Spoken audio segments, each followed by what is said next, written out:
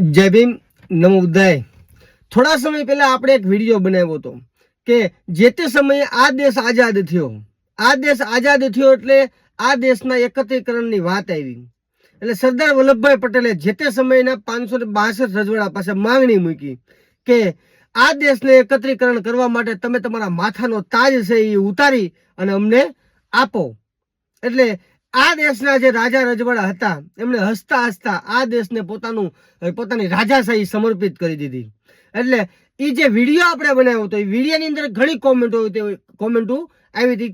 એક કોમેન્ટ એવી પણ હતી કે અમે જે આ દેશ માટે બલિદાન આપ્યું છે, આ દેશ માટે અમારી જે રાજાશાહી છે એ સમર્પિત કરી દીધી છે, તો એ બદલામાં અમને છાલિયાણા આપ્યા। એ છાલિયાણા 1971 બંધ કરી દેવામાં આવેલ।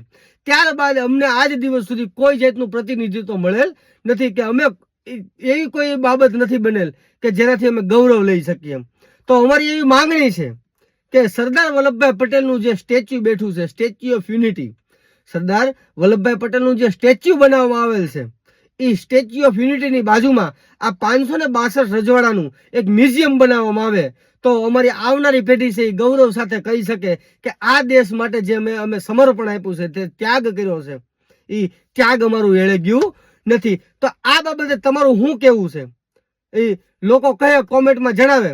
મારું સૂચન આટલું છે કે સરકારને આપણે વિનંતી કરીએ છીએ કે આ જે 562 જે રજવાડાએ જે ત્યાગ આપ્યું છે, આ દેશ માટે જે રાષ્ટ્રપ્રેમ દેખાડ્યો છે, એ લોકોનું મ્યુઝિયમ બને।